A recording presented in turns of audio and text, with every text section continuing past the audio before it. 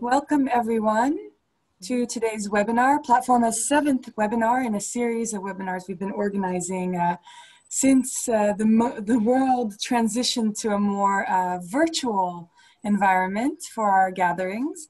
Today we're going to be discussing the role of local and regional governments and decentralized cooperation in the EU's upcoming Gender Action Plan in External Relations.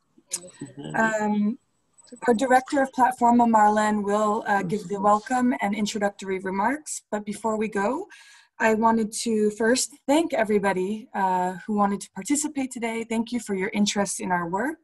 And we hope to continue working with you in the future. So on the technical side, if you have not done so yet, please mute your microphone when you're not speaking. Only unmute it when you take the floor. You're also encouraged to keep your cameras on to create a convivial setting so that our speakers see your reactions and feel surrounded. If your connection permits, of course. And if you wish to speak, please open the participants panel on the right side of your screen and use the raise hand button. And the moderator, me, will give you the floor as soon as possible. You can also write questions directly into the chat box and share information that might be pertinent to the discussions that are going on. Interpretation is available during this meeting in English, French, and Spanish, and you can find the interpretation panel at the bottom of your screen, where you also see your microphone and video options. You simply click on interpretation and then select the language of choice. Today, the colleagues who will be supporting this session are Amandine Sabourin and my colleague Sarah Benz. So you can see them in the chat. Please feel free to reach out to them if you are having any technical issues during the webinar. The entire session and the chat are being recorded in order to capture all the contributions and questions. By continuing to stay in the meeting, you are giving consent to being recorded. Thank you very much. And now I give the floor to Marlene Simeon, Director of PLATFORMA, for the welcome words. Thank you very much, Jamie. I hope you all hear me well. Well, it's a pleasure to have you all today. Thank you very much for joining us. So as Jamie was saying, this is a 7th webinar of a series that PLATFORMA is holding regularly on EU development cooperation and how local and regional governments contribute to it. PLATFORMA is a coalition of local and regional governments and national, European, and global associations active in development cooperation. The lead partner is the Council of European Municipalities and Regions, CMR, and we have signed a framework partnership agreement in 2015 with the European Commission. So thank you to all of you and welcome to the speakers who will share their knowledge and experience and will also provide inspirational examples of concrete actions on the ground. We will have with us 2 representatives of the European Commission, Directorate General for International Cooperation, DEVCO, Virginia Manciti. She's policy analyst and policy assistant to the Special Envoy on the promotion of freedom of religion or belief outside the European Union. And Aissatou Ndiaye Sydney, Gender Focal Point Policy Officer for Local Authorities at DG DEVCO as well. We are also honored to welcome the member of the European Parliament, Monica Silvana Gonzalez, who used to work a lot with our Spanish member as well, with the FEMP, the Association of Municipalities and Provinces of Spain. And she's a member of the Committee on Development and former municipal councillor of Alcalá de Henares. So today, the European Union's Gender Action Plan 2, the GAP 2, will conclude at the end of this year. And the GAP 3 will be published in coming weeks by DG DEVCO and the European External Action Service, EEAS.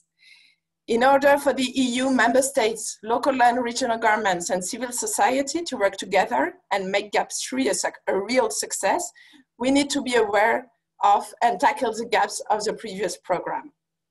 The evaluation of the Gender Action Plan 2 for external actions, conducted by DG NEAR and DG DEVCO in 2019, revealed 4 needs for a clearer strategy and analysis of the most pressing needs as regards gender equality and women's empowerment at country level, to identify the most effective entry points for programs, to strengthen country-level engagement, policy coherence, alignment, coordination, dialogue, and to strengthen understanding of the concept and the application of gender mainstreaming.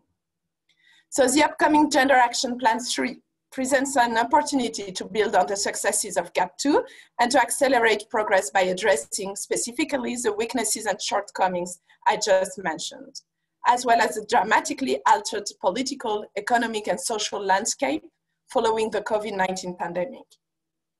We have witnessed increased domestic violence and isolation, heavy care and unpaid work burdens on women, economic risk faced by women in low-paid and precarious work, and substantial health risk due to the over-representation of women in the health sector. The shadow crisis of domestic violence during the pandemic has been very serious, and it is difficult to have a clear picture of how many women have been affected.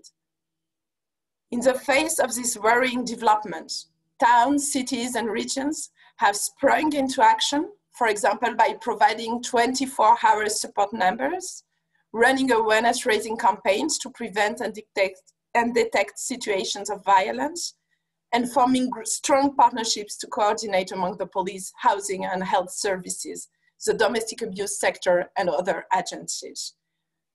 In many of their international cooperation, many of our partners have introduced also gender equality as a main target.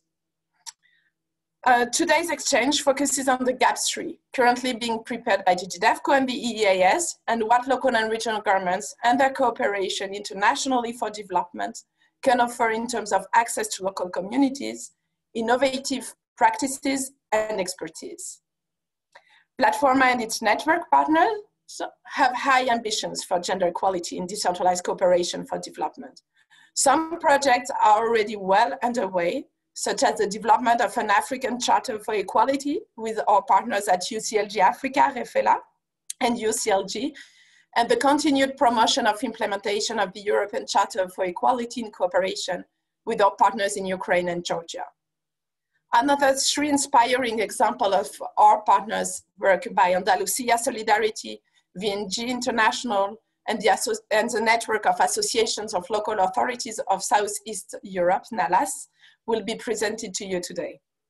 We aspire to continue our activities in support of gender equality and women's empowerment, and increase our network's capacity to understand and use tools and methodologies such as gender audits and gender mainstreaming in their international partnerships to ensure that the positive effects of equality are built into our work from beginning to end. So with that, I pass the torch to our policy advisor for equality and diversity, Jamie Just, that you just met, who will moderate the session. Thank you very much, and have a good webinar. Thank you so much, Marlene. And thank you again to those who have arrived and joined us while you were speaking. We're very happy to have such an interesting panel of speakers and also audience. So now we'll move on to our first speaker, who will set the scene for today. Mrs. Tamar Taliashvili is a woman of many hats and many talents. She serves as head of culture and education in the Tbilisi City Assembly of Georgia. She's vice president of the National Association of Local Authorities of Georgia, NALAG, the vice president of the Congress of Local and Regional Authorities of the Council of Europe, and she's also a cherished member of our CEMR Standing Committee for Equality. She has a strong personal commitment to gender equality and women's rights, and she brings that spirit to all aspects of her work. Mrs. Taliashvili, thank you so much for agreeing to set the scene for today's webinar. The floor is yours. Hello, Jamie. Thank you so much for such an introduction. Hello, Marlene. I'm so happy to see you all, my dear colleagues. I salute participants of the European Commission, the European Parliament, and the PLATFORMA network for your time and your contributions to this important discussion amid COVID-19 pandemic and the critical times. One of the last live person-to-person European workshops and conferences, I would say, held on the equality issues took place here in Georgia. The event was held in the framework of the Eastern Partnership Coordination Seminar, reinforcing dialogue on gender equality and informed local government reform in Georgia, achievements, challenges, and opportunities. The event was co-organized by PLATFORMA, NALAG, and NALAS. I'm proud to say that in NALAG, we managed to prioritize the gender mainstreaming. In a couple of years, we changed the internal structure of NALAG, as well as undertook a few projects in this respect, resulting in signing of the European Equality Charter by first Georgian municipalities. Many thanks here go to the Norwegian Association for the support. At the moment, amid COVID, with the assistance of UN Women, NALAG is profoundly involved in the project of localization of gender policy. It is very important to underline that PLATFORMA sees the EU Gender Action Plan 3 as an opportunity to leverage the commitment, competences, and cooperation of local and regional governments in Europe and in partner countries to accelerate the achievement of gender equality and the empowerment of girls and women. We can talk specifically about the thematic details of the Gender Action Plan 3 once it is published, including the necessity to further promote the equal representation and influence of women within decision-making roles from the local through the national level. But today, my intervention will focus mainly on governance issues concerning the programming and delivery of GAP3. Now, the first point is that COVID-19 has shifted our realities globally. It has revealed and amplified inequalities and weaknesses in our societies and illustrates the risks we face if we continue doing business as usual. How gender equality within the EU and in its relations with partner countries is prioritized in policies, programs, and budgets will be crucial. I'm very profound about this, to recovery and laying the foundations for more resilient societies going forward. We are convinced that the solution to these challenges begins with recognizing the essential role of local and regional governments and their associations as levers for action and the effective promotion of equality between women and men, based on the principles and the advice found in the European Charter for Equality. This charter was established by CMR in 2006 and is now adopted by over 1,800 towns, cities, and regions in 36 countries. And as I've already mentioned, Georgian municipalities just recently joined this charter. Currently, the EU engages mainly with national level, like member states, in external relations, and there is a positive trend of increasingly involving civil society organizations in their efforts on the ground. However, we know that local and regional interests encounter problems and struggle to consistently be taken into account by the national level, like a federal level. This is sometimes due to limited capacity, the institutional or governance context in a given country, or lack of information, just simply lack of information and awareness. We have evidence of a strong political commitment and desire of local and regional governments to be active in advancing the shared value of gender equality, women's empowerment, and non-discrimination. Many towns and regions have extensive technical expertise to translate their goals into action on the ground by ensuring equal ease of access to resources and opportunities and valuing different aspirations and needs equally regardless of gender. But this is not the case for all. Limited financial and human resources often stand in the way of comprehensive, continuous efforts towards this important goal, and many local and regional governments would be able to multiply the efficacy of their activities with more technical training, which would empower them to conduct gender analysis and use gender mainstreaming practically and more effectively. Local and regional governments are key development policy actors in their own right and reliable strategic entry points for EU gender equality and women's empowerment programs and policies, and they should be formally recognized as such. There is a need to increase cooperation and systematic inclusion of local and regional governments in light of their complementary experiences, expertise, and ability to be change agents. It should be a reflex for EU delegations in partner countries to involve and count on local and regional governments and their representative associations at every stage of programming cycle and projects, especially for the far-reaching GAP3. They should be in regular dialogue with local and regional governments in programming cycle for GAP3 and implementation of funding instruments such as the NDECE.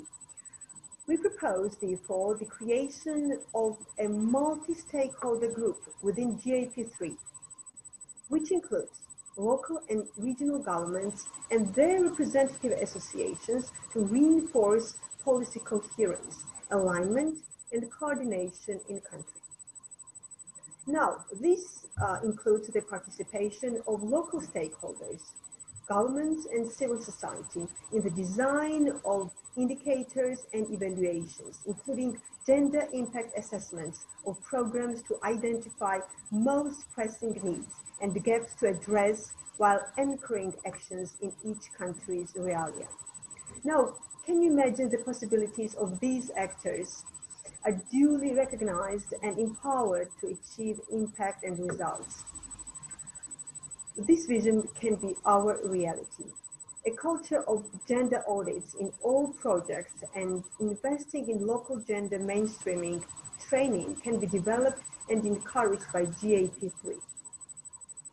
Further, direct funding of local governments, gender equality and women's empowerment activities by the EU can ensure effective and accountable entry points for programs, remove obstacles and long chains of management for funds.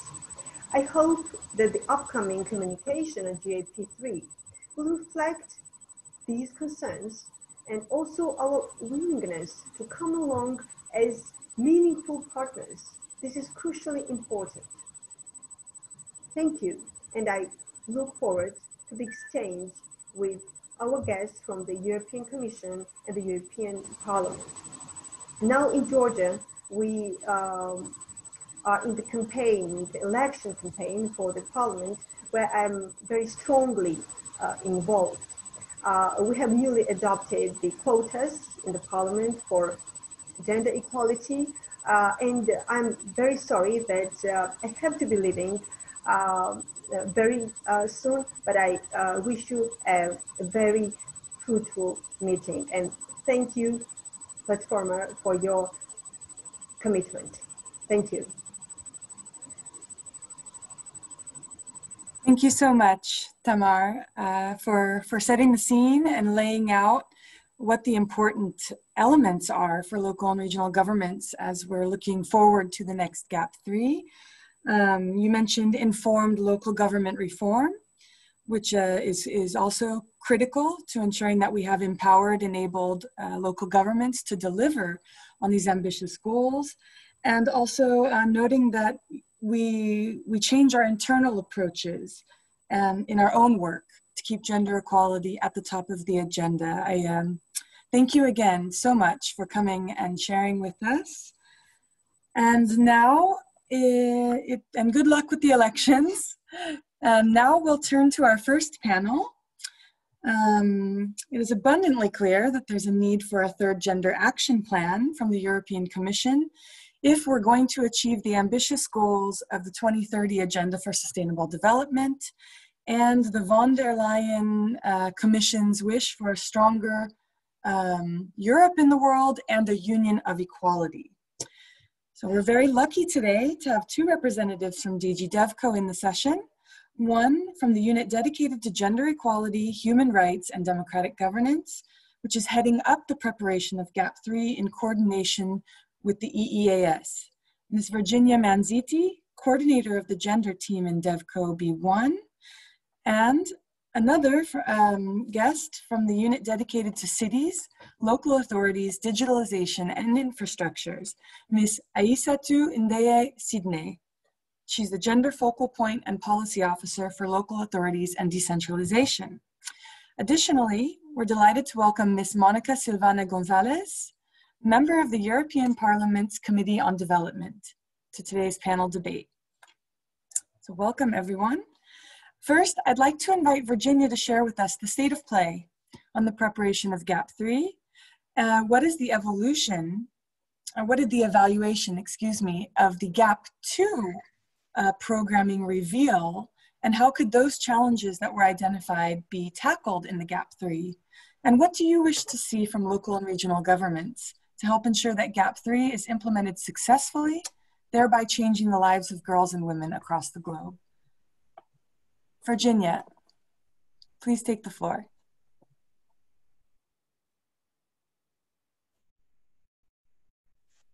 So, good morning to everybody.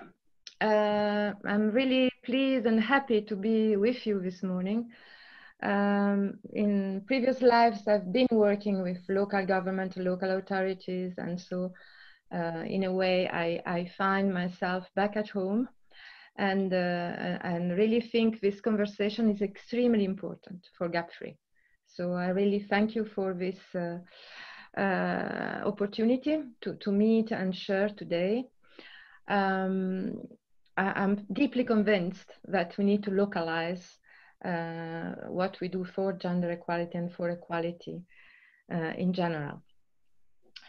So I've been the policy advisor for freedom of religion belief. I'm not anymore, Marlene. I'm now heading the sector, the gender sector in DEVCO B1. But I've been working also very much with civil society and local authority in the past. I would like to share with you some information on the state of play relating to the preparation of GAP 3. First of all, a good news is that GAP 3 is on track. So we have been through a very stormy preparation phase, as you can imagine. But all the components, all the building blocks, the bricks on which we need to build a new policy are there. So we have the evaluation, and this was not, I would say, easy to visualize before, because all the country work to complete properly the evaluation was a bit at risk, but that has been done. We also managed to do a targeted online consultation during the lockdown period. And so we had a good response from international organizations and from civil society. So we had more than 100 replies to a very detailed survey, and more than 60 from civil society.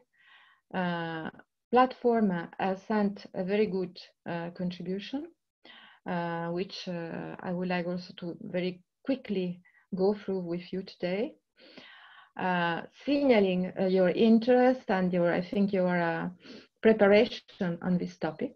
And I would say showing that PLATFORMA can be a good partner, not only in the preparation, but I would say in making GAP 3 fly at country, regional, and local level.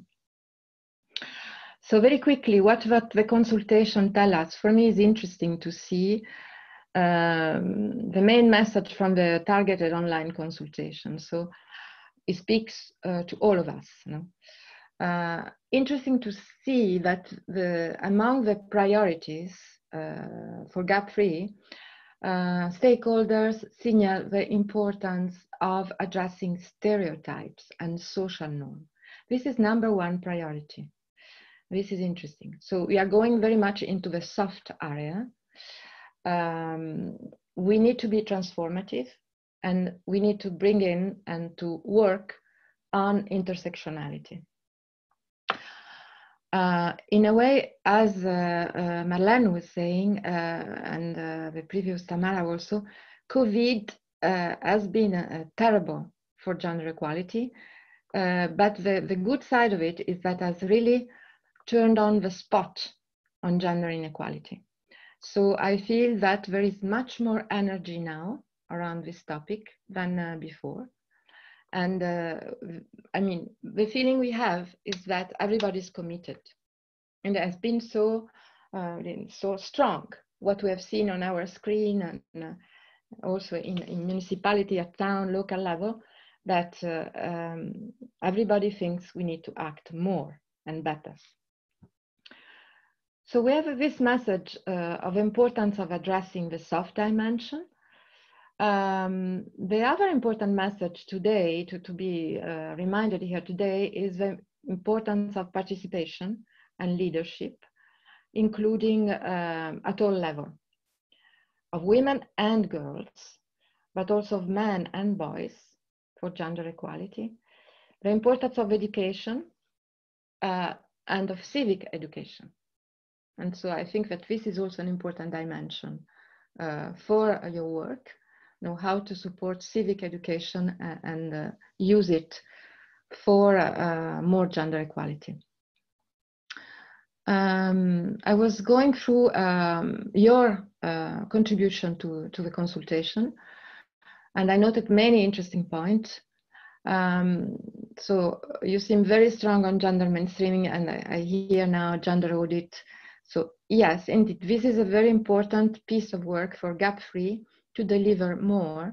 Gender mainstreaming is there since many years, it's not new, is even in the Treaty of the European Union, but is not well understood. So we need to make it something, I would say, attractive, you know, and really to show what it can bring and not an obligation. So the evaluation also show that in many cases it's still box ticking exercise. So I think it's good to see that you are also in a way committed to make this methodology really useful. And then I think I really like your idea of a free air method. So representation, rights and resources. I think this is really an extremely synthetical way to put it. I keep it in mind. The fact that local and regional government could and should lead in development of feminist policies in their area. Yes, all this correspond to our thinking and in a way really fit what is also in the evaluation funding that you have already summarized. So I don't want to repeat it all. Let me very briefly go through what we can say now on gap-free. As you know, we are in the final phase of the negotiation, internal preparation. So this is a very delicate phase, so we cannot say more because the college need to approve the product before it can reveal it. The impression we have is that it's really on good track, so we can, the thinking, our thinking and ambition is supported politically by the Commission. And I would say that it's really time to make a big step further for gender equality. So GAP 1 and GAP 2 were absolutely necessary to lay the ground and to do this preparatory work, and also to learn from our own, what our very complex system can deliver. So GAP 3 will of course build on GAP 2, so it's business continuity in a way, because we cannot stop the work we have been doing. So we will continue to work on the institutional cultural shift, but we'll be more ambitious. we will continue to work on the 3 areas of gap-free. You know, the 3 main areas, so violence, participation and voice, and economic and social rights. But we need also to take into account the new challenges and the new priorities of the Commission. So we need also to look at digital agenda, at the green transition, at climate change, and bring a strong gender perspective in this new area. And then we have another good point is that in March, as you know, we have the gender equality strategy adopted by the Commission. And this strategy calls for gap-free to be, in a way, the compass for gender in external action. It calls for coherence between internal and external. And it calls for gender to be a core element for all external policy. So not only development cooperation, but external relation in general, including, for example, trade, employment, and other areas. Women, peace and security will be fully integrated into the gap-free. So it will be somehow part of gap-free. You have seen probably and noted from the survey, in your reply to it, there was a question on the country level, how to localize, how to make gap-free speak in the country more. So we put this question in the survey. It was already in our mind that this was necessary. And in fact, the response was very positive as well. The response of a targeted consultation, but also the evaluation.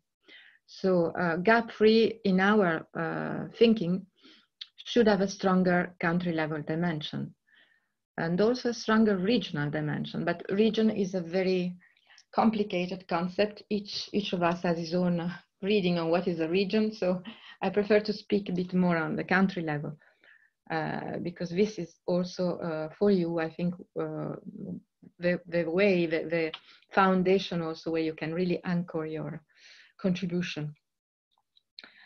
So we need a country level translation of gap-free. We all agree on it.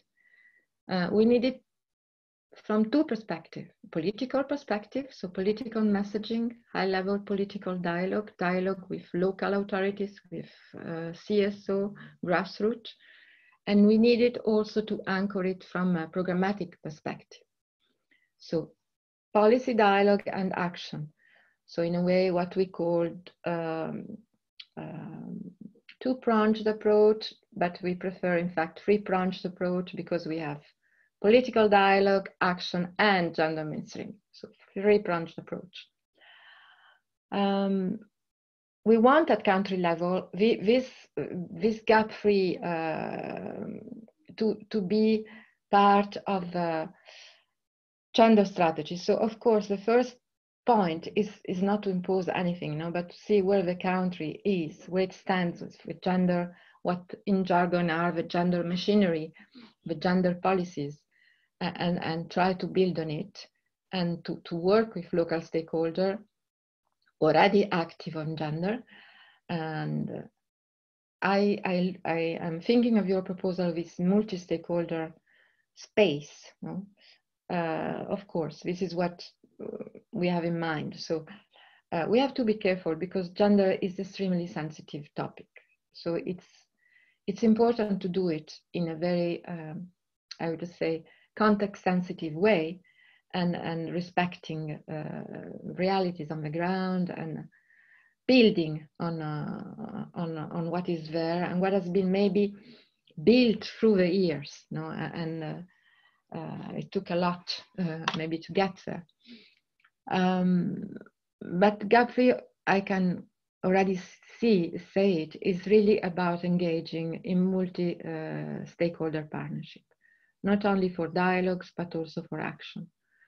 So it's not about programs top-down, bombarded from the EU delegation. No, it's about really developing an understanding of the context and seeing what gap-free can bring, the value added, but based, first of all, on updated gender analysis, gender profile, and in partnership with the other. I'm really convinced that local government and towns, municipality are essential actors in this process. So, to be honest, I've not seen a lot in the consultation on this. Apart, I mean, of course, your contribution, but from civil society and from the others, yes, there are a few reminding us, but it didn't come as a very strong message. But this is, I mean, nothing is lost, because, I mean, GAFRI will be a general framework. What is important, that it lands heavily at country level. So it calls for country level coordinated action, and where you can come. You know, very is important to be active. And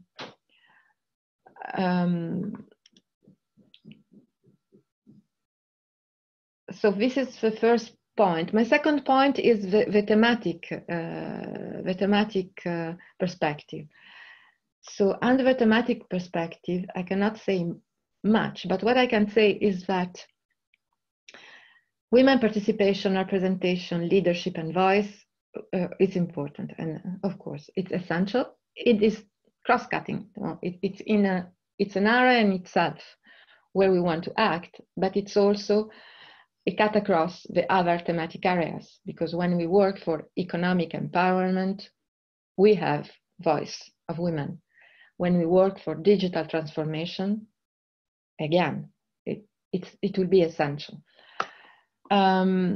We are very much aware of the ongoing backlash against the voice of women in politics at national politics level. So women who simply exercise the right to vote are victims of violence 4 times the rate of men, especially in rural areas. The figures, you know them, I think they are terrible, especially online. So female in politics are disproportionately targeted online. So the ability to speak freely and uphold their mandate are in a way stepped down, discouraged because of this threat of violence.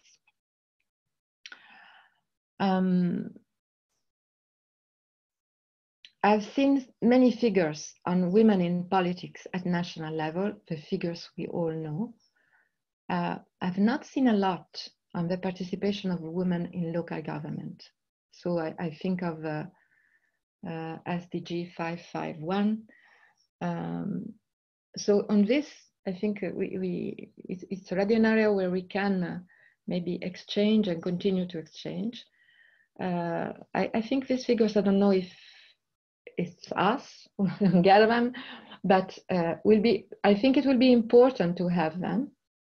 And we'll have plenty of opportunity to communicate around GAP3, so this could be also part of it, to raise awareness and to see if we can do more and support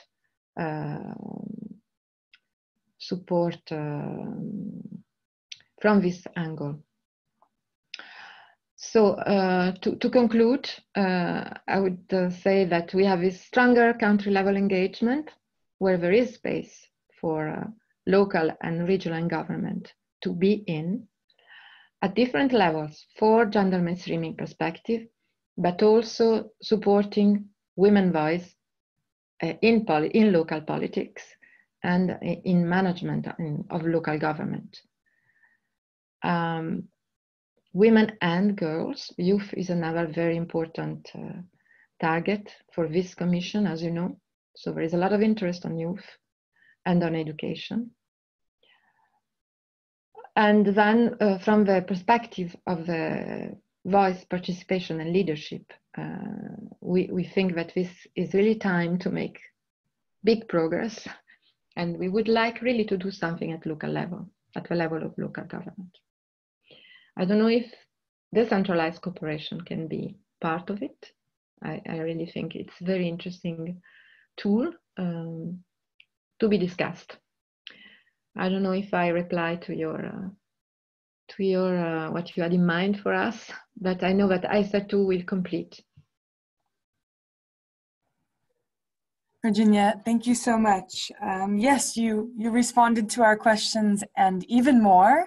And I'm guessing my colleagues as well find the responses very encouraging, and we appreciate that you've taken the time to look into our contribution to the consultation and some of our suggestions, and that we can count on you as an ally to localize gender equality in the implementation of GAP 3, and so that we can take this big step together.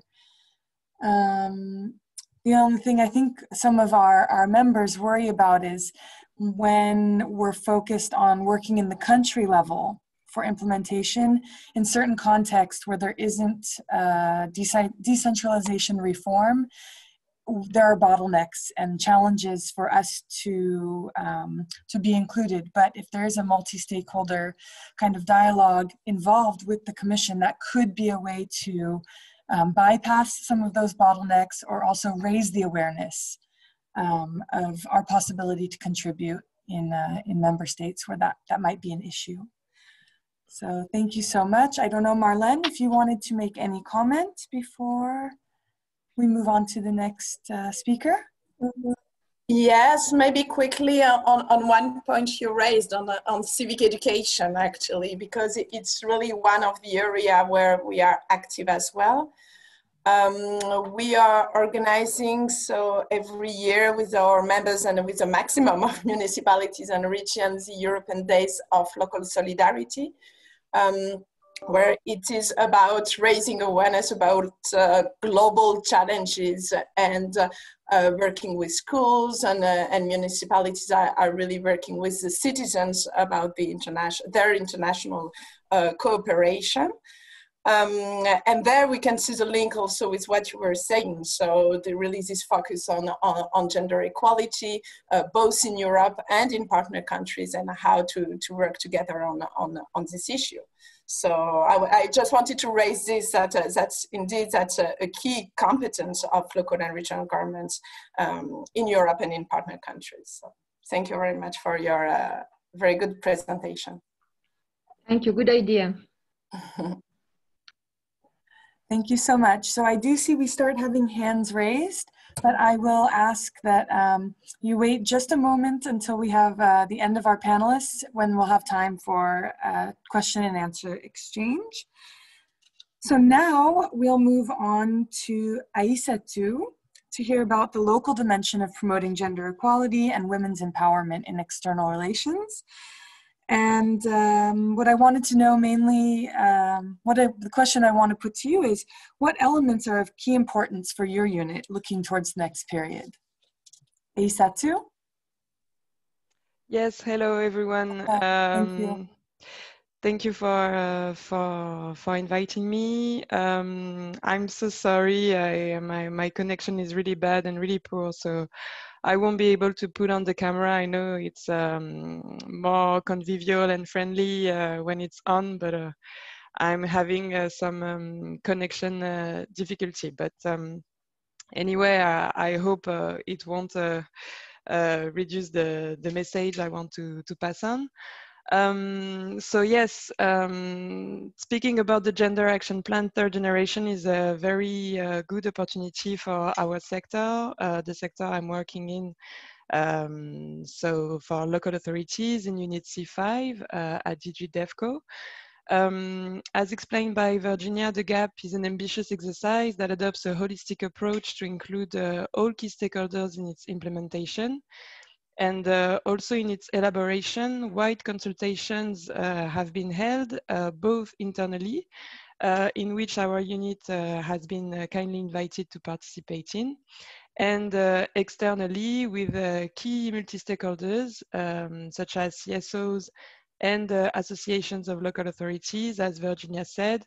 PLATFORMA participated in, but also other associations of local authorities with which We have signed framework partnership agreements, and I'm thinking about CLGF and the Association Internationale des Mères Francophones, UCLG, UCLGA. So also some contribution from the local authorities side. Since gender equality is a cross-cutting objective, the GAP is intended to have an impact at all levels in all areas, including the institutional one, with the local and regional governments. And as you may know, and as Virginia has said it, our commissioner, Jutta Urpilainen, is deeply committed and involved to improve significantly the political, economic, and social inclusion of women and girls worldwide. And in this endeavor, local and regional governments have an important role to play from two different perspectives that I want to insist in today. First, as they are providers of basic public services, local authorities have the responsibility in their delivery role to take into account the gender perspective. For instance, in the area of water and sanitation, when drinking water is not accessible directly in the household, it's common knowledge that most of the time, women and girls are the ones in charge of going to the wells or fountains. And sometimes these facilities are far from the place they live, preventing them from doing other fulfilling activities. So enabling local and regional authorities to exercise their mandate as public service providers is consequently crucial in order to improve the condition of women and girls. Education is another area where local and regional governments have an important role to play in terms of ensuring girls have equally access to basic and secondary education as boys and are not discriminated against. Local authorities have the responsibility to ensure and implement incentivizing policies that will encourage girls to go to school and break the vicious circle in which they can be trapped. Staying at home, taking care of the household, having children prematurely, or not being economically autonomous because they couldn't learn basic skills, namely reading, writing, counting. So once they have access to education, it's also paramount to make sure the school is equipped with the sanitary and hygiene material facility that will allow girls to keep on attending classes, even when they have their menstrual cycle, for instance. On another level, in terms of economic independence, local and regional governments are also accountable for designing an enabling environment for women that will give them the same job opportunities as men and allow them to start their own business if they want to, and being independent economically. So we see through these few examples that local authorities, via their mandates, have an important responsibility in terms of enabling gender equality. But I could have taken many more examples in other various fields, such as sustainable energy, urban planning, transport, culture, social services, and in particular, sexual and reproductive health and rights. The second perspective I wanted to highlight is that this responsibility not only lies in their mandates, but also in their own nature. Because as institutional actors, they have to lead by example. And this means that they have to encourage and foster women's participation in political life at local level. Women should feel empowered and as legitimate actors as men to intervene and to take leadership functions at local and regional levels. One way of promoting this approach is, for instance, making political parties integrating parity in the candidate list of local and regional elections. But also within administrations, it's essential to ensure gender equality in the staff at all levels, including at the highest management positions. So both strains of action is supported by associations of local authorities, some of which, as I said, have signed framework partnership agreements with the Commission, and they undertake various advocacy initiatives in order to foster gender equality.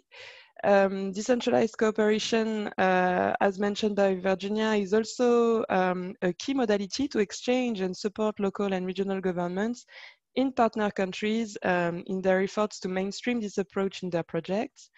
And the support associations of local authorities provide as well in terms of capacity building is also an important contribution to promote women and girls empowerment. So regarding another aspect of your question, the key elements to achieve substantial progress in gender equality would be to further localize gender equality and to identify local and regional governments as key drivers for this objective. The local dimension is really a promising field as it's where actions can have the most direct and stronger impact on local populations. And as governmentiers closest to citizens, local and regional governments, as explained, can be the catalyst of this change by designing, implementing, and monitoring comprehensive gender equality policies and mainstreaming these components in all their initiatives. And as for the gap 3 per se, I think associations of local authorities could be also a good vector to raise awareness on gap issues and mobilize all key actors and partners in the implementing countries. And as some of you may know, we also have the Policy Forum on Development that has a hybrid nature because it's composed of representatives of civil society organizations and local authorities. And the PFD could also provide an interesting space for the exchange of good practices and dialogue between the Commission and partner actors. So it can be also a lead to explore more. So that's it for me. Thank you. Thank you so much, Aissa, too. Can I say, we agree with everything you've said. I have nothing to add. You've really given an excellent presentation, and you can count on local and regional governments working together and the associations to drive forward and accelerate progress on gender equality and women's rights, and to be vectors to raise awareness. So with that, we will pass to our third panelist, MEP Monica Silvana Gonzalez. You have been a strong voice for governments and decentralized cooperation in your current role as member of the European Parliament. You were also formerly a municipal councillor in Alcalá de Henares. Based on your personal experience, how do you rate the importance of keeping a strong focus on parity in politics and reinforcing women's leadership, particularly at the local level in GAP 3? Please go ahead. And I'd just like to remind, we have about 5 minutes for the intervention time. Muchas gracias por invitarme nuevamente, Marién y todo el equipo de Plataforma, en su énfasis continuo en lograr vincular la política de cooperación al desarrollo con los agentes locales. Desde mi experiencia personal, haber sido concejala en un municipio de Madrid, el municipio de Alcalá de Henares, trato de continuar esa tarea ahora desde el Parlamento Europeo, la vinculación de las grandes políticas europeas aterrizadas a nivel local. Efectivamente, estamos muy esperanzados que el Gender Action Plan 3 venga, está, entiendo, en su fase ya final de negociación por parte de las autoridades de DEVCO, de la Comisión, que venga a corregir los errores del GAP 2 y que refuerce mucho más la política local, ¿no? Las autoridades locales en este enfoque totalmente necesario, donde creo que coincidimos todos que el movimiento feminista y que la participación de las mujeres, tanto en el ámbito político como de funcionariado, en el ámbito público en general, fue la mayor revolución en España. Obviamente con el fin de la dictadura de Franco, la revolución del feminismo ha servido para gozar de los derechos que tenemos en la actualidad, pero obviamente seguimos con miles y miles de problemas que resolver. Por supuesto, el trabajo a nivel local es fundamental. Yo estoy muy contenta y mi equipo está muy contento con que el proyecto finalmente ganador del premio que otorga Plataforma que va dirigido al fortalecimiento y al empoderamiento de mujeres en varios municipios de Marruecos, un proyecto ganador justamente porque creo que contaba con todos los requisitos para vincular la política local europea con la política local en diferentes partes del mundo, en este caso con Marruecos, y con un claro objetivo que era el empoderamiento de las mujeres marroquíes. Creo que esa es la línea de trabajo. Voy a seguir muy vinculada a este tema y estoy deseando que podamos viajar a Marruecos para conocer a estas mujeres y poder seguir una relación a largo plazo con ellas.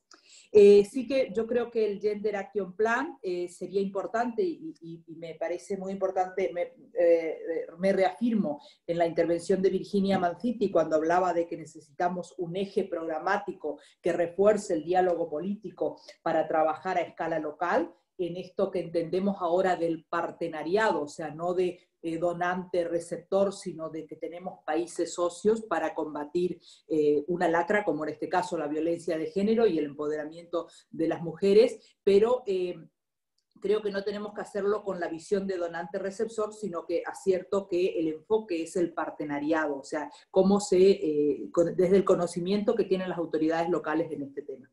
Y en esto sí que me gustaría, ya por no pasarme de los, creo que son 5 minutos en esta primera pregunta, hacer una referencia a lo que es, que también las dos compañeras que me precedieron en la mesa de DEVCO lo han mencionado, el impacto del cambio climático en las mujeres. Justamente creo que cuando hablamos de cambio climático no es una cuestión de defender los glaciares ni defender los osos polares. Esto nos afecta a todos, pero nos afecta de forma diferenciada. Y las mujeres son las principales víctimas del cambio climático. Las mujeres migrantes, con más precisión, por la crisis climática, las que más sufren y combaten las consecuencias.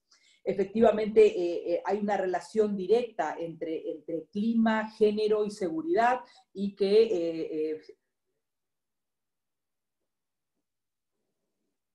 puedo continuar, ¿verdad? Y viene esta relación de peligro para las mujeres agravada por el cambio climático, viene agravada por la falta de legislación, o sea, no hay un marco normativo de protección internacional para los migrantes climáticos, ¿no? De los cuales en su el mayor impacto es hacia las mujeres, obviamente agravadas por la inseguridad alimentaria, o la escasez de agua obliga a miles de mujeres obviamente a dejar su escolarización porque cada vez le toca buscar agua más lejos. En varias poblaciones de África subsahariana, Asia, las mujeres y niñas son las encargadas de recolectar agua. Pongo un solo ejemplo, pero podría citar muchos más, inundaciones y desastres que, por ejemplo, por poner un dato, en el tsunami de Sri Lanka, sobrevivieron 750 hombres de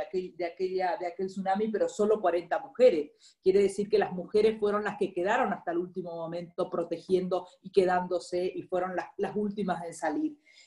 Hay miles de ejemplos para demostrar cómo las mujeres son las más afectadas por el cambio climático. Y en esto me gustaría hacer una referencia porque desde el Parlamento sí estamos trabajando en un informe de iniciativa del impacto del cambio climático en las personas vulnerables en los países en desarrollo. Es un INI que esperemos que salga aprobado antes del mes de diciembre y que está siendo enriquecido por muchos stakeholders y por muchas agencias de Naciones Unidas y organizaciones, y me parece que es el enfoque necesario del GAP 3.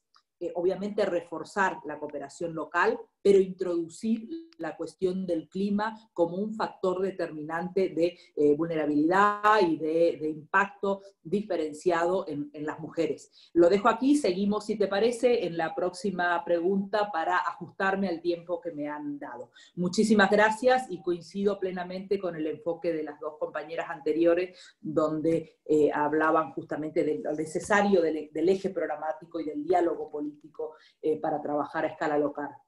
Gracias.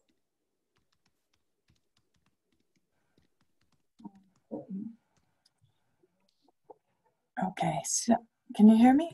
Super. Muchas gracias, MEP Gonzalez, for your intervention. Now, I thought we could open the floor. We do have two participants with their hands raised.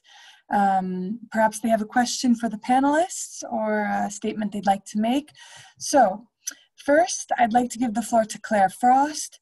Claire, you can unmute yourself and please keep your intervention concise and as quick as possible. Thank you very much. No problem. Good morning, everyone. I just wanted to respond quickly to some of the issues that were raised by Virginia in her first presentation. And I wanted to tell her a little bit about what we're doing at CLGF. So at CLGF, we have a Commonwealth Women in Local Government Network, which has been set up since 2017, and which is working on 4 main cross-sectional areas. So working on encouraging women into local government, working to support women who are already in local government, working with political parties and local government associations to see how they can reinforce their internal structures and policies to strengthen women's inclusion in politics, but also working on advocacy and data collection. And that was really the point that I wanted to come to, which was CLGF has been collecting data on women's political inclusion at the local level across the Commonwealth, so in the 54 countries of the Commonwealth, for, I would say, more or less the last 8 years.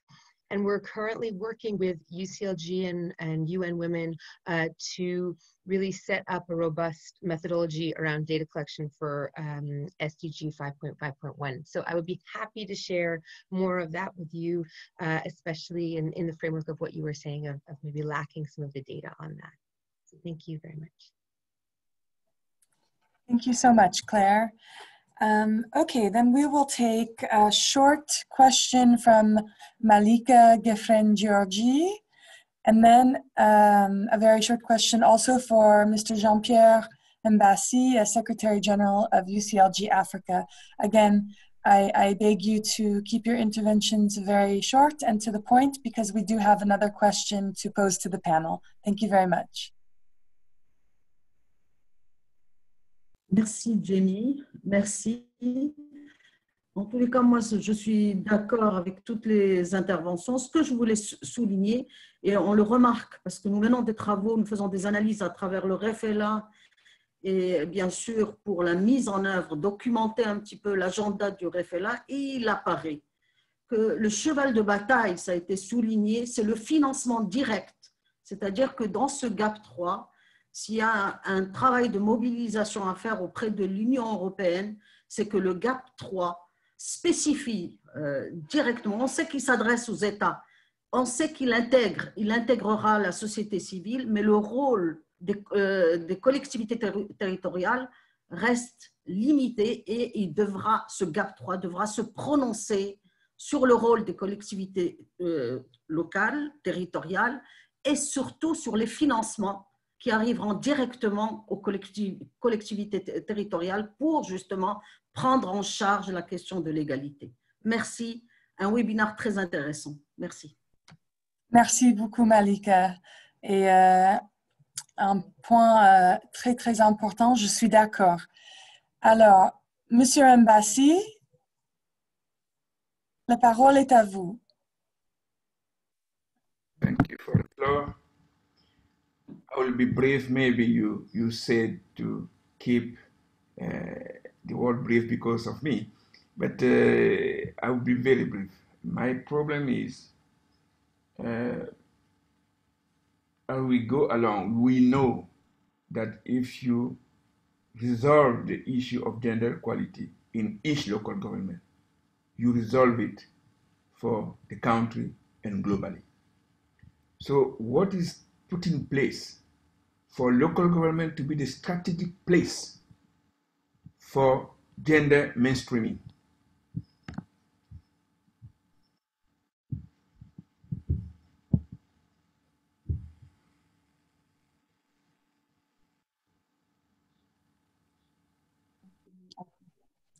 Merci beaucoup, Monsieur Mbassi.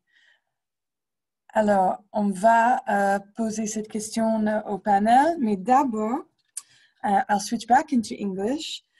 So we talked a lot about the issue of women's empowerment, girls and women's empowerment, and political participation. And projecting the current trends into the future, it will take nearly 100 years to close this gap, according to the World Economic Forum. It's quite a shocking figure. And in a study conducted by CEMR last year on 41 European states, we discovered that the proportion of women representatives in local assemblies has reached about 29%, which is an improvement over the 24% proportion that they made up in 2008. However, at the top level of local leaders, which is to say mayors, we've barely reached 15% women in Europe. And this is indicative of the work that remains to be done. So I'd like to pose the question to the panel, starting with MEP Gonzalez. How could local and regional governments and EU delegations cooperate on this issue concretely? MEP Gonzalez. Sí, gracias. Creo que los aportes son muy interesantes en las dos intervenciones. Creo que esta no es una cuestión que para buscarlos, alcanzar el famoso partenariado, necesitamos reforzar con los instrumentos, tanto financieros como jurídicos, de la Unión Europea, y en esto es muy importante el nivel regional. O sea, aquí estamos hablando de nivel local, nivel europeo, pero entre medios tenemos un nivel regional. En el caso de la comunidad donde yo procedo, la Comunidad de Madrid debe implicarse, y debe implicarse no solamente con un plan de acción donde vayamos en línea o esté coordinado con el objetivo país, o sea, el objetivo de Agencia Española de Cooperación, sino con el objetivo europeo. Y por lo tanto, creo importantísimo que desde Europa hagamos un llamamiento y los instrumentos financieros que tenemos, como por ejemplo el nuevo instrumento de cooperación, el INDICI, el nuevo instrumento de cooperación y vecindad, que se llama como el Rapid Response Humanitarian Aid, que es el instrumento financiero para ayuda humanitaria, incluyan una línea de trabajo con los gobiernos regionales y locales. En ese sentido, nosotros hemos enmendado en los presupuestos, o sea, mi equipo y yo hemos trabajado en los presupuestos 2021, el que todavía no está aprobado, y estamos haciendo mucho lobby del bueno en el marco financiero plurianual para que existan líneas específicas, líneas financieras específicas para el poder coordinar dineros y poder coordinar acciones con las regiones de Europa y con los municipios de Europa. Repito, vengo del ámbito municipal, sé perfectamente la posibilidad que ofrece el ámbito y la oportunidad que ofrece el ámbito municipal como el que más conoce a sus ciudadanos, no solamente para ayudar a los países de fuera, no para ayudar a los países más empobrecidos, donde hay más necesidades, sino también para crear conciencia local. Es muy importante el trabajo de la cooperación local, de la cooperación regional, porque ante tanto discurso de odio que estamos viviendo en Europa, ante tanto avance de racismo, de xenofobia, de exclusión, más que nunca es necesario el trabajo de las agentes locales en coordinación con las ONGs locales para no solo ayudar hacia afuera, no solo destinar recursos, sino hacer un trabajo de sensibilización local, que los vecinos y vecinas entiendan que un euro puesto en otro municipio de fuera va a ayudar que esas personas no emigren, no afronten un proceso migratorio degradante para la identidad de esas propias personas,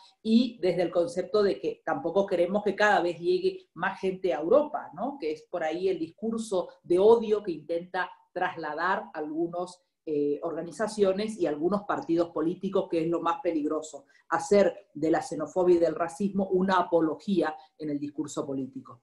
Perdona que le he echado una charla, pero este tema me gusta mucho. Gracias.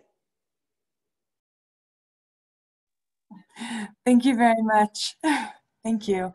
And to Virginia, or Aissatou, would you like to respond to the question about how to work with the EU delegations on women's political empowerment, or perhaps if you have something to say to respond to Mr. Mbassi's question about how to make local governments the place for gender mainstreaming and to build up their capacities, their technical capacities. Virginia? Yeah. I can start, and then Aisa too can, of course, come in. Thanks for this point. No, yes, for localizing gender mainstreaming. So gender mainstreaming, maybe there was something wrong with the way it was presented or understood. So speaking personally, and don't take me too institutionally, but I've not been in gender since ages. So I see it from the other type of jobs I've done. So very often is not understood. No? And I think we should really refresh the concept and show what it can bring in terms of result, social, economic, cultural. So we need really to refresh the concept and to make it fly at local level and at national level. So I think that local government first need to be convinced that there is an interest and what it can bring in local politics for their own welfare, inclusion, peace, whatever. And so I think that cannot be imposed by being in a checklist or in an audit. It's very easy to cheat on gender mainstreaming. No? So you need to believe into it. So I think the most important thing we should do is to raise awareness and to make it understandable. It's about power relation. It's delicate and it's not. I would say it's easier to say than to do properly, and we need also to show that it pays off, so that it can deliver really results. So for me, the message is let's work on showing that when it's well done, genuine gender mainstreaming, it can change. It can really be a change maker. Also gender sensitive budgeting at local level, at town level. I know it has been done in some cities, in some, and these are also examples that we would like to study, to disseminate. There are good practices, and also I think funded by GAP2, a few. I've heard something in Ukraine, maybe in Nepal. So we are very interested if you can share good practices on this. On climate change, clearly, we are deeply convinced. We want to genderize climate change policies and to see more women in it at all levels, not only because we realize, as the MEP was saying, that women are the first to suffer from it, but also because they can be actors. And so far, the figures we have show that they are not. So the voice of women is quite marginal in decision-making process relating to response to climate change. Thank you. Oh, sorry. Stop because I'm too long. Yeah. I wanted to see, give the floor to Aisa too. Yes, no, it's just to complement a little bit the previous interventions. Yes, it's true that working with the EU delegations is key and will be even more key in the next programming period. With the geographization approach that the Commission is promoting. And I think it will be essential to improve women's participation in political life, to get more in touch with delegations and notably with between national associations of local authorities. I think they have an important role to play to work in partnership with the EU delegations, to identify initiatives that could be undertaken. And as it was mentioned by Claire from CLGF, I think activities like the ones they are undertaking with UN Women, UCLG, but also REFELA, are very good initiatives that have to be multiplied and further enhanced. to achieve concrete results on the ground and improve concretely political participation of women. So I think it's, yeah, we have to intensify, I would say, dialogue and partnership between, like in the multi-stakeholder approach.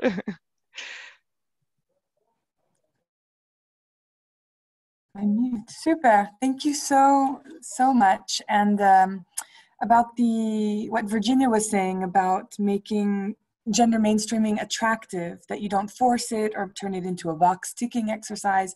We're quite sensitive to that here in our own organization and feel that we're seeking out ways to enhance our understanding so that we can better convince our members and partners and networks of the value that it brings in terms of better governance and also better allocation of resources, like you said, in terms of gender responsive budgeting, that contrary to what some think, it's not, doesn't represent an additional cost. It actually leads to more coherent spending and can lead to savings in local spending. So thank you so much to our first panel for joining us. It's been a real pleasure, yes. Really engaging, a lot of passion, and I feel energized for the steps forward. So we'll pivot now to the next phase of our webinar, which is where we've invited our members of our network, the PLATFORMA network, to share some inspiring practices of what they've been doing in their cooperation projects to advance gender equality. So our first guest is Luisa Iglesias, and excuse me, she's responsible for territorial development and multilateral programs at the Andalusian Municipality Fund for International Solidarity, FAMSI, and she's going to share with us FAMSI's project involving young people against gender violence. And this also has a dimension of gender stereotypes and intersectionality, which were some aspects that were mentioned earlier by Virginia and Aisa too. So, Luisa, thank you for joining us. Would you take the floor?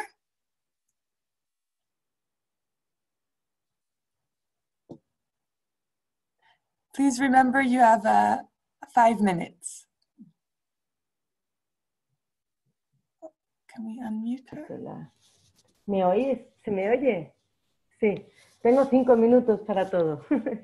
Voy a intentar hablar despacio y solamente, bueno, lanzar las ideas principales.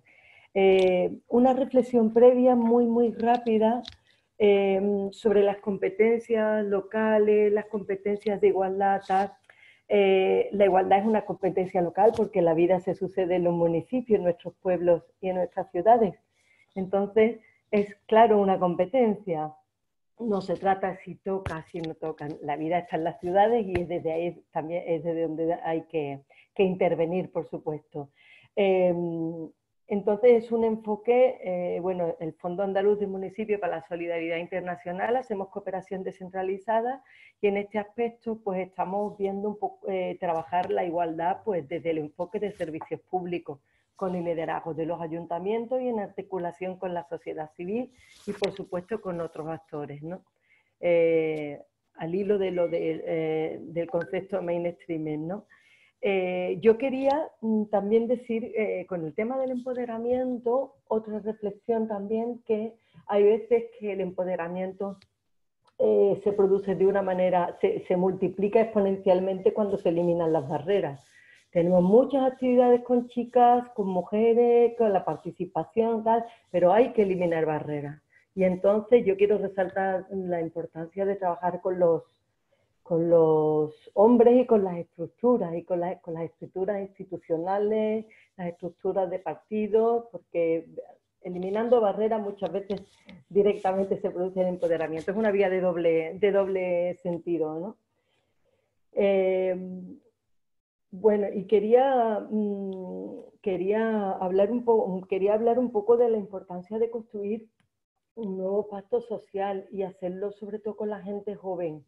hay algunos datos que el COVID nos ha puesto de manifiesto, pero a mí hay algunos que me resultan especialmente preocupantes. Es cómo se ha multiplicado el consumo de porno en jóvenes, tienen mucho más acceso a las plataformas, ven porno duro y piensan que sus relaciones con las chicas se va de esto y que muchas veces es la vida real. Y yo creo que en materia de gente joven es un dato muy, muy importante y estamos muy preocupadas con la prevención.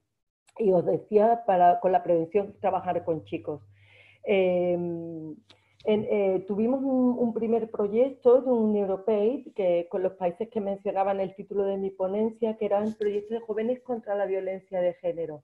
En este proyecto hacíamos un análisis comparativo de las normativas de igualdad entre los distintos países, pero muy interesante dentro de cada país a distinto nivel de regulación, de normativa. Y hay un salto grande, cuantitativo y cualitativo, cuando las políticas se regulan a los distintos niveles. En el caso nuestro en Andalucía hay un gran salto normativo entre la política regional de igualdad y la política local. Entonces es muy importante trabajar en el refuerzo de las políticas locales y hacer de los ayuntamientos unos interlocutores de primer orden. Con respecto a los jóvenes, nos preocupaba la prevención y trabajar con chicos. Y los proyectos europeos nos han dado una gran oportunidad de construir unos partenariados muy fuertes y que son muy útiles, que consisten en trabajar de la mano las autoridades locales, las autoridades educativas, las ONGs y, digamos, las voces juveniles, influencers, todo el tema de redes sociales. Esas cuatro patas de trabajo hacen una mesa muy sólida para poner el trabajo con los jóvenes en agenda, ¿no? Entonces, hemos trabajado en los centros educativos, trabajamos masculinidad, bueno, porque trabajamos todo el tema de los estereotipos. Tiene mucho que ver con cómo las chicas construyen su imaginario, qué significa ser chica, qué significa ser chico, cómo hay una transmutación de las emociones en los chicos que van cambiando la manera en la que se comportan en función de lo permitido y no lo permitido. O un fenómeno que ocurre es que las chicas están entendiendo que ser igual significa comportarse igual que los chicos y es un grave problema. Desde el feminismo hay que reivindicar que hay otros modelos de relacionarse y bueno, trabajamos esto, la desconstrucción de los roles de estereotipos, mucho con las masculinidades, diversidad y respeto y violencia contra las mujeres. Pero violencia contra las mujeres en el último, porque es una consecuencia de lo anterior. Cuando trabajábamos en las aulas en este primer proyecto, nos dimos cuenta cómo detrás de las conductas violentas y detrás de las relaciones desiguales había un factor importante que era la autoestima personal y el grupo. Y entonces hemos trabajado en un segundo proyecto, identidad. Identidad es quién soy como persona, como chico, como chica, independientemente de mi orientación, de mi identidad, cómo me relaciono con el grupo y cómo empatizo o no empatizo con quien es diferente a mí. Diferente por sexo, diferente por otros motivos, pero básicamente nos hemos basado en el sistema sexo-género. Y hemos trabajado con una metodología que nos permitía llegar a la gente joven con más facilidad. Formamos un grupo de jóvenes y han sido ellos y ellas grupos mixtos. Esto es importante porque en el imaginario de la población adolescente es muy importante que el discurso te viene. Si veo yo con estos celos y esta es la de siempre, contando la historia de siempre. Pero si va la gente joven a trabajar con otra gente joven, los códigos son los mismos, el lenguaje es el mismo y la empatía se multiplica. Entonces formamos un grupo mixto y ha sido ese grupo de chicos y chicas quien ha estado en colaboración con los centros educativos y han trabajado en las aulas con el beneplácito de la autoridad educativa y con una promoción por parte de los gobiernos locales con sus áreas de cooperación, sus áreas de igualdad, sus áreas de juventud y un poco haciendo el discurso municipal. Y bueno, con esto hemos tenido muy buenos resultados, hemos tenido una gran demanda de centros que quieren que la experiencia se repita, que se profundice y tal.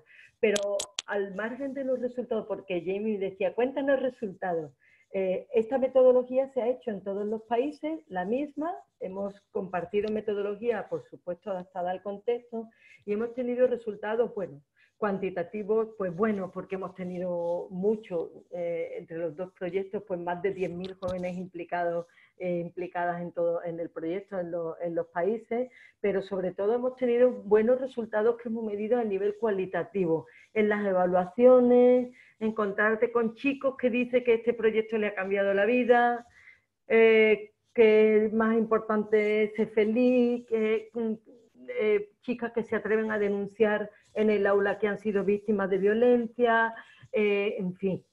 Tenemos cartas, papeles, porque en las metodologías hemos ido guardando al final como una especie de hoja de visita, ¿no? Cuéntanos algo de tus talleres. Y hemos tenido muchísimas frases muy sorprendentes, ¿no? De cómo muchas veces detrás de las conductas tan estereotipadas no hay una reflexión del comportamiento, y cuando paras y piensas sobre lo que eres, sobre lo que haces, sobre cómo con un enfoque de género y con el enfoque de la violencia y del respeto a la diferencia, pues la gente joven reacciona súper rápido, porque no hay racionalidad que justifique la violencia, ¿no? Tengo que ir muy rápido. Que no quiero que se me quede, importantísimo, educación, ayuntamientos, ONG y redes sociales. Todo lo que hemos hecho en físico lo hemos ido soportando sobre una actividad muy intensa en la red.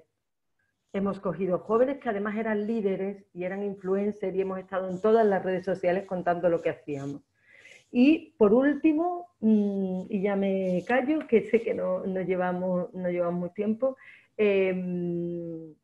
con respecto al paternariado, al trabajo en distintos países, ha sido muy interesante ver cómo, independientemente de los contextos, los problemas, las barreras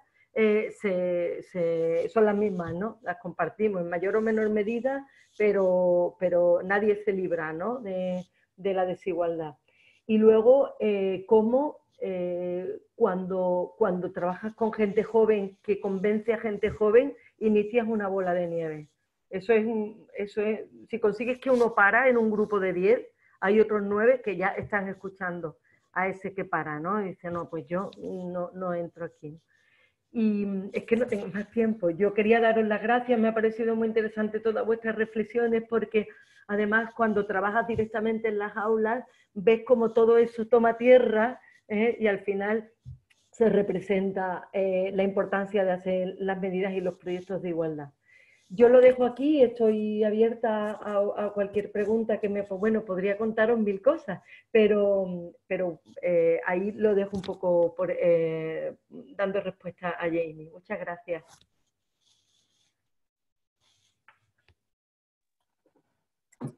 Muchas gracias, Luisa. Very interesting project. I've put a link in the chat to the webpage of the project. It's okay? So that people can find more information.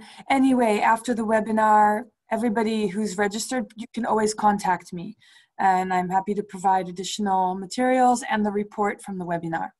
So now, thank you again, Luisa. We turn to Stan Abma. Una cosa solo. ¿Sí? Pienso que el enlace de jóvenes contra la violencia ha sufrido un hackeo.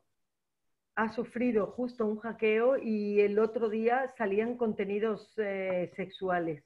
Pero voy a compartir aquí el enlace a la página de Reconoce y Cambia, que es otro proyecto vinculado que deriva a la página de verdad. Sí. El otro día lo comprobé. Sí, voy a poner aquí el enlace, ¿vale? En el chat, para asegurarnos que no va a la página falsa. Okay, gracias. Entiendo. Okay, we'll make sure that we put the correct project material, not the hacked material. Thank you. So we turn to Stan Abma, project manager at V&G International. He's currently working on a project which maps the career trajectory of women government officials at the local level in Ukraine, and they're also providing training. Stan, thank you for joining us today. I'm going to pass the floor to you, and I apologize for asking you to give us the short and sweet version. Give us all the highlights. Thank you so much. Yes, of course, Jamie. I fully understand, and I will keep it really concise. Also, thanks for my part to all the great contributions. I keep learning a lot. I keep getting inspired, and I think it's an eye-opener. Also, I think the last contribution of Maria with the focus on youth, on boys, on the pornographic material, social media, I think those are areas we can have a really big impact. So thanks a lot for that. And thanks also for giving me the opportunity to briefly tell something about an activity we're now implementing in Eastern Ukraine. I will just try to highlight some of the methodological components of the activity, because there's a bit too little time, I think, to really dive into some of the findings. Just to start with, so we're implementing that activity in Eastern Ukraine, focused on local governments, both in the Luhansk and Donetsk oblasts. And we wanted to include some best practices from the Baltics. And we wanted some good local experts as well in Ukraine. So I think that also characterizes our strong network, the PLATFORMA network, that it was so easy to connect with Yulia from the AUC to find, so the Association of Ukrainian Cities, to find good local experts in Ukraine, but also with the Latvian Association of Local and Regional Governments to find a good expert there. To really assemble a really strong team with locally rooted, I think that really helped us to create some impact. So we indeed try to map the career trajectories of women in Eastern Ukraine. Actually, the goal of the activity is twofold.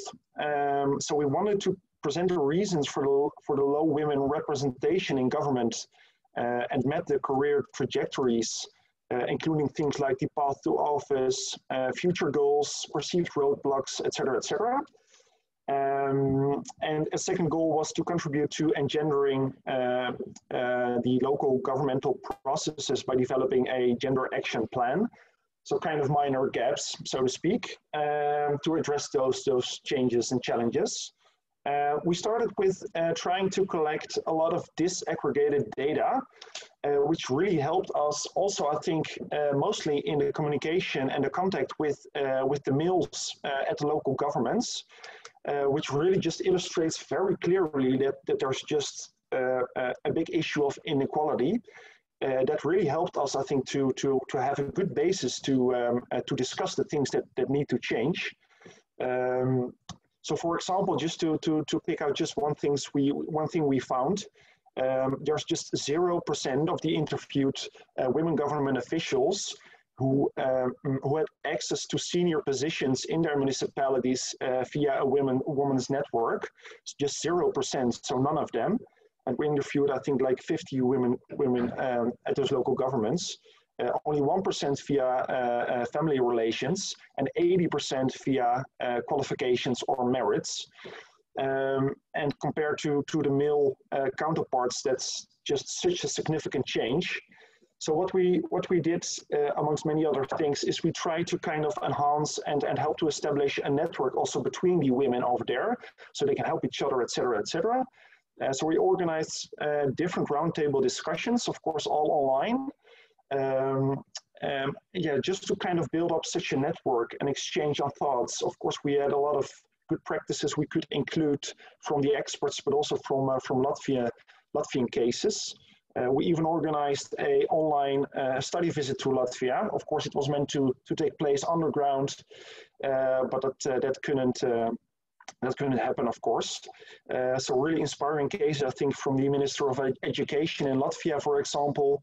And we're now working on action plans to really make a difference for those women at the local level. So, for example, to develop gender equality guides, all those kind of things. And we're assisting them on those plans, on the job coaching. We're kind of still in the middle of that process, but I think it's going really well, and there's a lot of energy, and we're really looking forward to further work on these activities. Yeah, maybe that as a small contribution, Jamie. But I really want to invite everyone, if you would like to have more information on, for example, the results of our surveys, etc., and interviews. I will just share my private email address, and please feel free to contact me directly. I would be happy to further chat on these and other activities. Thank you. Thank you so much, Stan. And yeah, I'd like to be in touch afterwards to get maybe some written. I have so many questions and want to know much more, I think, like the other participants in the virtual room. So let's liaise following the webinar so that we can maybe provide those additional materials and information in the follow-up email.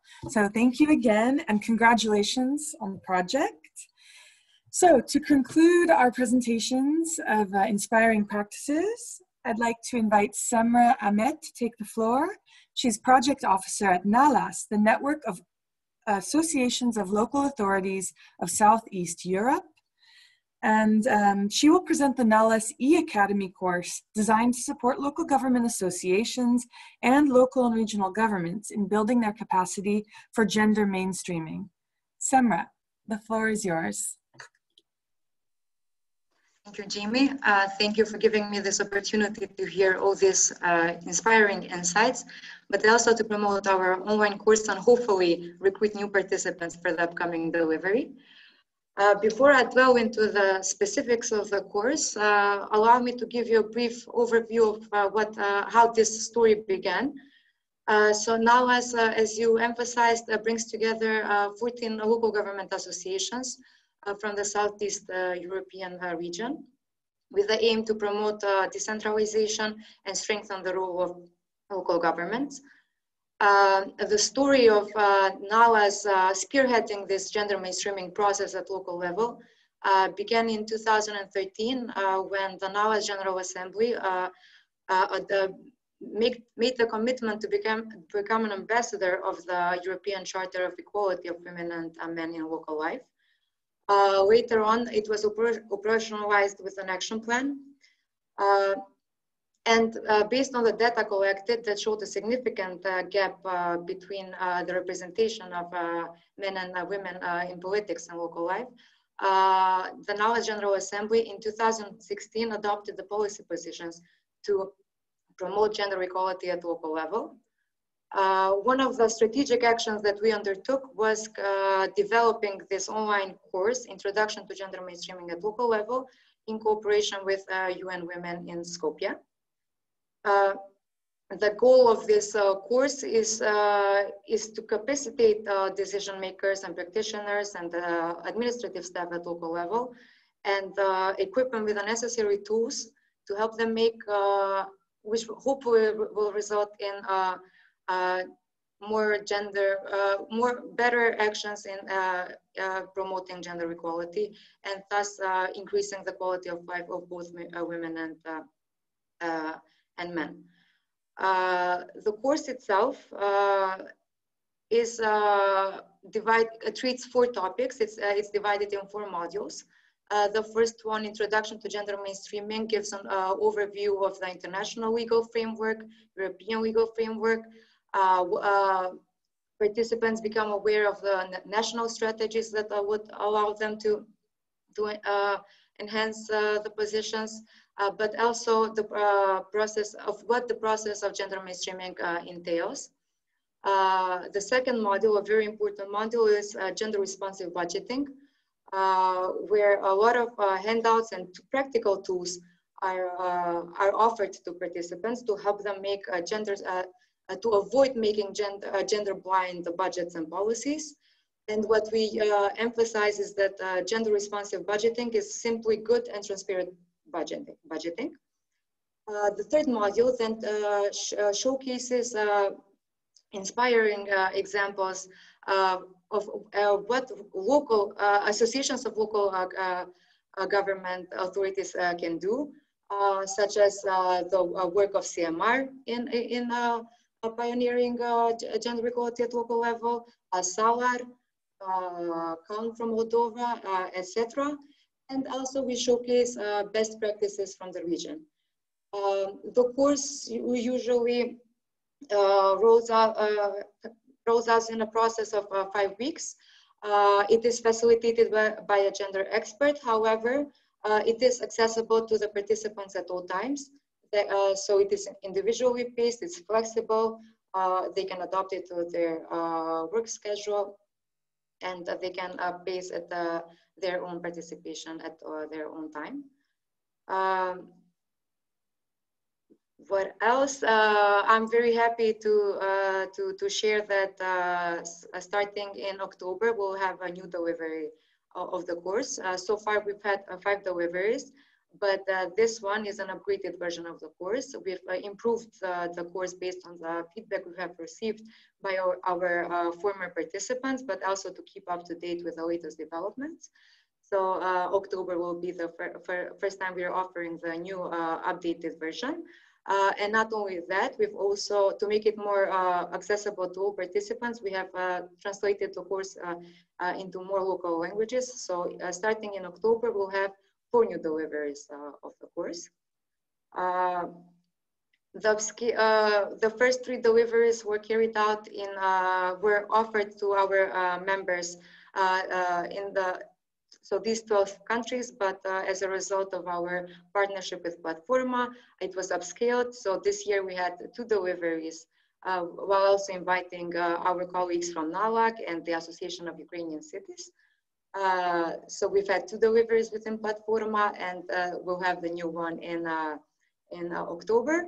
I invite all interested participants to visit the NALA's website. I can share the link with you. And if you want to join our course. So that's it in brief. If you have any questions, please free to ask. Thank you. Super, Semra, thank you so much, and congratulations on the work and the continued development of the E-Academy module.